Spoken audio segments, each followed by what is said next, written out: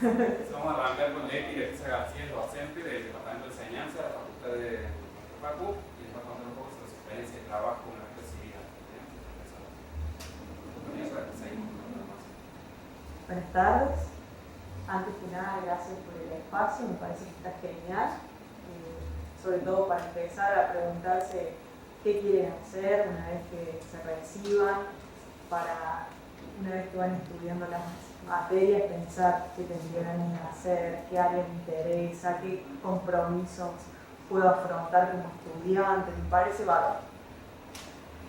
Bueno, yo titulé la charla Recibirte y después formarte, deformarte, reformarte, digamos, son opciones y yo les voy a ir contando por qué puse esas cosas. Espero no aburrirlos demasiado, no veo muchos alumnos del profesorado o por ahí están en el profesorado, no sé si alguien hace el profesorado, además de Agus, ustedes también, perfecto. Pero bueno, creo que puede servir como experiencia general, como tránsito, como recorrido a lo largo de una carrera académica.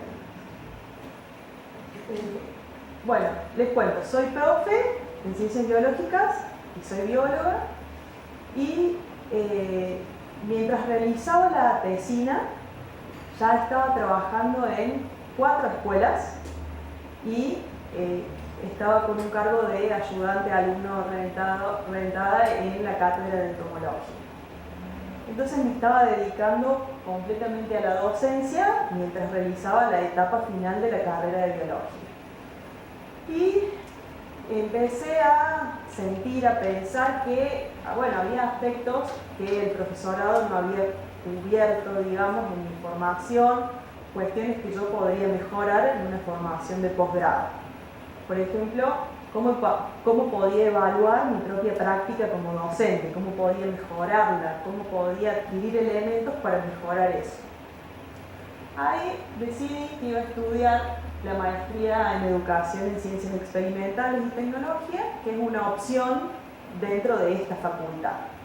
Comencé a estudiar la carrera de posgrado, muchas asignaturas, muchos cursos, compartir con docentes que hacía mucho más tiempo que estaban en ejercicio y tuve que empezar a pensar en un tema de tesis para cerrar esa maestría. Una compañera me acercó, era muy sensible, me acercó un libro. A mí siempre me interesó la escritura. Durante la carrera de biología hacíamos un grupo para escribir un informe, por ejemplo, y yo era la que hacía la revisión final del informe, tiraba ideas para organizar distinto el informe. Siempre me interesó eso y también me parecía que mis alumnos en la secundaria tenían deficiencias importantes a la hora de escribir y de expresarse. Y siempre era un inquieto. Y ella me acercó un libro que se titula Escribir, leer y aprender en la universidad. Y eso me abrió un panorama distinto a lo que yo venía trabajando y lo que venía pensando. En función de eso decidí hacer una investigación sobre las dificultades de escritura que tenían los ingresantes a la facultad. Es decir, algunos pueden haber sido ustedes y de las otras carreras de la facultad. Ingeniería, geología. Y bueno, terminé la carrera de posgrado y empecé otra carrera de posgrado, donde seguí profundizando el tema de la lectura y la escritura en la universidad. ¿Por qué esto? Porque hoy por hoy se considera que la escritura no es solo una forma de expresión, sino también una manera de aprender. Es decir, que escribiendo y mejorando nuestros propios escritos, podemos aprender mejor los contenidos que estamos viendo en una materia de grado o en el desarrollo de una tesis, de una investigación. Es decir, que la escritura tiene un rol en el aprendizaje. El rol de la lectura, bueno, es un poco más obvio, pero también, digamos, trabajé con la lectura. Y no solo trabajé con las dificultades que tenemos como estudiantes, sino también con los aspectos que facilitaban que la lectura y la escritura fueran prácticas en una clase, se desarrollaran como prácticas centrales en una clase, porque ustedes, bueno, sabrán que muchas veces van a una clase y la lectura y la escritura no están ahí, simplemente escuchan. Pero en otras clases, la lectura y la escritura sí son importantes durante el desarrollo de la clase.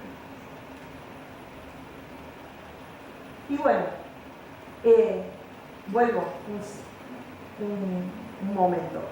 Para mí esto fue una especie de deformación, en el sentido que tuve que aprender muchas cosas nuevas para desarrollar esto. Y también tuve que, digamos, aprender una lógica nueva, porque tuve que estudiar en otra facu, donde compartía el espacio, es decir, hacía el doctorado, con gente que venía de otras disciplinas, entonces tuve que aprender muchas cuestiones nuevas, lógicas nuevas. No es lo mismo estudiar ciencias de la educación que biología, y yo venía de esta carrera, entonces tuve que cambiar de forma, en ese sentido, de formar algunas cuestiones y aprender la lógica de las ciencias sociales. Esto me permitió aprender cosas en torno a la investigación en educación, que es fundamentalmente la que yo desarrollé en esas tesis. Y hoy por hoy doy clases en nuestra facultad, en la Facultad de Exactas, en una asignatura que se llama Taller Educativo, pero que debería llamarse Taller de Investigación Educativa, donde básicamente lo que hacen los alumnos es desarrollar una investigación en educación. También doy clases en posgrado, en 2 maestrías. En un taller de tesis, es decir, que acompaño a la gente que hace maestría a pensar en el problema de investigación que va a desarrollar, y en una asignatura que se llama Tecnologías de la Información y la Comunicación, que es en la maestría que se desarrolla en esta facultad de Educación en Ciencias y Tecnología. Además de esto, desarrollo investigación. Como les venía contando, bueno, ambas tesis se relacionan con la investigación educativa. ¿Qué es lo que hago? Ya les estuve contando un poco. El principal objetivo de mi tesis y de mi trabajo en los últimos 5 años fue caracterizar las concepciones y las prácticas de alumnos y de docentes de las carreras que ustedes estudian sobre la lectura y la escritura. Es decir, ¿qué pensamos acerca de la escritura? ¿Qué pensamos acerca de la lectura? ¿Las concebimos como herramientas de aprendizaje o no? ¿Qué pasa con la lectura y la escritura en las clases? ¿Qué pasa en las clases teóricas? ¿Qué pasa en las clases prácticas? ¿Sirve como un instrumento para aprender? Y así me tuve que, digamos, enfrentar contextos de las ciencias sociales. Por ejemplo, que abordaban la relación entre escritura y poder, la valoración social de la lectura y la escritura en otras universidades. Por ejemplo, hay universidades canadienses, inglesas, que tienen programas que trabajan la lectura y la escritura a lo largo de todas las asignaturas, es decir, que la lectura y la escritura están presentes siempre, a medida que uno se va formando. Lo específico que tiene el lenguaje científico, que lo diferencia de otros lenguajes, y la relación entre escritura y aprendizaje, que les estuve comentando un poco. Ahora, ¿qué estoy haciendo? Ahora estoy trabajando fundamentalmente el tema de las tecnologías y la argumentación. ¿En qué sentido? Como docentes, fundamentalmente para los que estudian el profesorado, siempre está el desafío de que aprendemos cosas, pero no solo tenemos que aprender esas cosas porque nos interesan, sino porque se las vamos a tener que enseñar a alguien en un futuro más cercano o más lejano. ¿Sí? Que serán nuestros estudiantes. Entonces, ¿cómo aprendemos a argumentar? Pero también cómo enseñamos a argumentar. ¿Sí? ¿Cómo aprendemos a utilizar un programa, una simulación, por ejemplo, para aprender un proceso biológico, pero también qué herramientas tecnológicas podríamos usar en un aula de secundaria para enseñarle a nuestros alumnos a aprender, por ejemplo, una determinada dinámica biológica? ¿Sí? Así, bueno, esto lo hago en el marco de un grupo de investigación que se llama EduCeba, que algunos de ustedes a lo mejor sintieron nombrar, que se dedica a la educación en ciencias en entornos virtuales de aprendizaje. Es decir, que trabajamos fundamentalmente con tecnologías y si qué tecnologías nos pueden ayudar a aprender mejor la biología. Por ejemplo, hay programas de simulación, hay laboratorios virtuales que nos permiten, por ejemplo, desarrollar un proceso de experimentación sin utilizar un laboratorio real, que muchas veces en las escuelas secundarias no hay disponibilidad de laboratorios reales, entonces sí están las netbooks y se puede trabajar con eso. Y bueno, estoy en este desafío, recién inicio con este tema de investigación. Y no quería, quería contar también que en estos años desarrollé pasantías de investigación en otros lugares. Por ejemplo, esto en la Universidad de Montreal, en Canadá. Y creo que es importante, digamos, y que puede ser muy interesante estar en otros lugares, si uno se dedica a la educación, ver cómo es la educación en esos lugares, qué hay de semejante, qué hay de diferente, qué cosas nos interesa conservar de los lugares en donde desarrollamos nuestras tareas, qué cosas podemos cambiar en función de lo que vemos en esos lugares. Y bueno, como verán, además de pasar mucho frío, pude aprender, digamos, ustedes no pueden ver si yo aprendí o no, pero les cuento que aprendí muchas cosas. Por ejemplo, a trabajar con programas de datos, con programas de análisis de datos, pero de análisis de datos cualitativos. Por ejemplo, uno tiene una transcripción de una clase y puede ir codificando lo que dijo el docente, lo que dijo el alumno y luego hacer un análisis de la comunicación que se da en el aula. Y actualmente, y ya voy terminando, bueno. Estoy desarrollando tareas de extensión, ¿sí? Que ya hablé de docencia y ya hablé de investigación. La extensión es otro de los pilares, ¿sí?, de la universidad, de nuestra universidad. Y esta tarea aparece más recientemente en mi vida, digamos, y sobre todo creo que tiene que ver con un proceso de maduración y de compromiso con la sociedad. Y tiene que ver con un proceso de maduración en el sentido de que probablemente ahora me siento más formada o más capacitada para trabajar con docentes de la escuela secundaria y ayudarlos para que desarrollen, digamos, desde nuestro conocimiento de la investigación y desde el conocimiento situacional que tienen los docentes, que nosotros no lo tenemos, el manejo de los grupos que tienen ellos, que nosotros no lo tenemos, aprender con ellos a trabajar algunas cuestiones. ¿Qué estamos haciendo? Estamos trabajando con tecnologías, somos un grupo de docentes, de egresados y de estudiantes. Acá este es un seminario interno del grupo, donde pensamos, por ejemplo, discutimos sobre materiales. Hay materiales, por ejemplo, del Ministerio de Educación, en el que se desarrollan actividades potenciales que los docentes podrían desarrollar con las netbooks para las ciencias naturales, para aprender ciencia.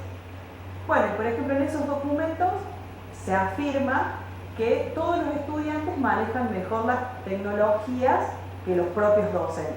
Bueno, discutimos eso, discutimos si saben todo, porque todos, no hay docentes que sepan manejar bien las tecnologías. ¿Qué es lo que saben los estudiantes acerca de las tecnologías? ¿Qué programas? ¿Qué recursos? ¿Qué otros recursos podemos aportar nosotros como docentes, ¿sí?, para que ellos aprendan ciencias, ¿sí? Entonces, hacer un balance entre lo que saben los estudiantes, lo que sabemos nosotros y lo que saben los profes de la secundaria. Acá trabajamos con los profes, también para romper algunas resistencias de los profes a trabajar con las tecnologías, porque hay profes que no quieren trabajar con las tecnologías, y los ayudamos a implementar propuestas. Estos son los estudiantes trabajando, por ejemplo, en un gabinete de computación. Entonces, queremos contribuir a la apropiación de las TICs como herramientas, o sea, de las tecnologías, para aprender ciencias naturales, y para eso trabajamos primero con los profes. Nosotros no somos los que vamos a desarrollar la clase, sino que colaboramos para que los profes desarrollen la clase. Se implementan las propuestas, nosotros ayudamos a analizar cómo estuvo, qué beneficios tuvo la actividad. O sea, evaluamos conjuntamente con los profes, ¿sí?, si la propuesta tuvo un buen desarrollo, qué aprendieron los estudiantes. Y finalmente difundimos lo producido dentro de las escuelas para que otros profes se enganchen, para que las tareas salgan fuera de las aulas y se conozca lo que se trabaja dentro de las aulas, que a veces son espacios muy herméticos y nadie sabe lo que sucede en un aula y no se comparten las cosas entre los profes. Y bueno, estamos empezando y creo que es un desafío y un aporte al compromiso social que tiene la universidad con el resto de las instituciones. Y finalmente, les quiero comentar que también participo de otro espacio que para mí fue y sigue siendo muy importante, que es el de la Asociación de Docentes de Ciencias Biológicas de la Argentina, que no solo, por ahí van a ver que aparecen congresos, pueden asistir, digamos, como estudiantes y una vez que se reciban de profes también pueden presentar trabajos. Y creo que es un espacio muy importante para intercambiar ideas y para formar redes una vez que uno está en el aula y quiere enseñar mejor a sus alumnos. Y eso.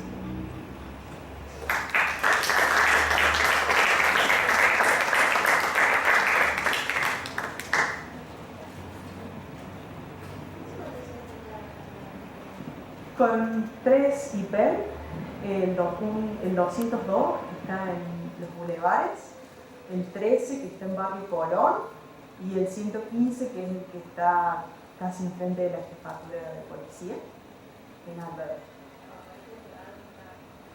Por ahora estamos trabajando con estas 3 escuelas, estamos abiertos a la posibilidad de que se sumen nuevas escuelas, pero por el momento por una capacidad operativa, digamos, porque estábamos viendo cuántos docentes se enganchaban con la tarea.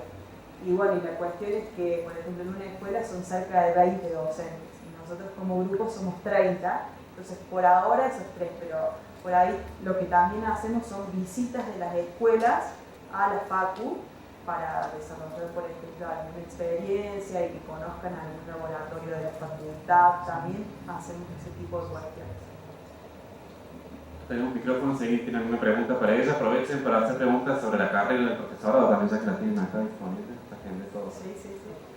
Yo grabo sin micrófono, si puede ser, pero te quería, era por la cuestión de, ya que estás en el tema del lenguaje Leti, a la hora de dar una clase, sí, ¿cómo exponer cómo llevar el lenguaje científico y a la vez poder romperlo un poco a la hora de llevar con los alumnos, siendo que es muy rígido, pero que el lenguaje del aula es bastante más flexible y que uno muchas veces desconoce el lenguaje de los alumnos, como para poder transponérselo a su lenguaje? A mí me pasa que no puedo porque uno no lo conozco. Sí. Bueno, creo que hay muchas opciones posibles. Una opción es incorporar a las aulas, que no suele estar muy incorporado, el trabajo con textos de divulgación científica. Esa es una opción, que entren al aula, que también, digamos, por ejemplo, nosotros como estudiantes universitarios tampoco, muchas veces en los espacios curriculares no nos dan a leer textos de divulgación. Y hay universidades de otros países donde, sobre todo en el primer año de la carrera, se trabaja fundamentalmente con textos de divulgación científica. O sea, la selección del texto y de las palabras del texto es un primer paso importante. Y después hay otras estrategias para ayudar a que los alumnos se aproximen al lenguaje científico o escriban, sobre todo de una manera, de una mejor manera, y que la actividad de escritura sirva para aprender algo. Muchas veces nos pasó a nosotros en la secundaria y nos sigue pasando en la universidad que nos dan una tarea y uno va al libro y dice, claro, defina tal cosa, va al libro, copia lo que está en el libro, pero si aprendió o no, si procesó eso, digamos, es un capítulo aparte. Entonces, una tarea fundamental del profe es hacer que los estudiantes generen versiones distintas de un trabajo escrito y que vos lo vayas corrigiendo y los vayas ayudando a mejorar. Hay un autor inglés que dice que nosotros como docentes somos coautores de los trabajos que hacen los estudiantes. ¿Por qué sos coautor? Porque vos propones una consigna para que ellos escriban. Y si la consigna no es buena, es probable que los textos no sean buenos o sean una repetición de lo que está en el libro. En cambio, si vos le haces una consigna que los cuestione, que los hace fundamentar algo, bueno, probablemente el trabajo sea mejor. También porque lo tenés que ayudar a que haga varias versiones. A veces por cuestiones de tiempo vos no lo podés hacer con todas las tareas que les das, porque es prácticamente imposible corregir, digamos, muchas tareas de todos los estudiantes. Pero vos podés seleccionar un tema con el que vas a hacer un trabajo que va a tener varias versiones y vos ayudás con eso. Y por ejemplo hay publicaciones con tareas muy sencillas, por ejemplo en vez de que definan un concepto, vos le das 5 términos y que ellos armen las relaciones que quieran con esos 5 términos. Entonces bueno, son cosas muy sencillas que ayudan a generar otros procesos de aprendizaje. Pero hay muchas estrategias. Después te puedo pasar más material. Por favor.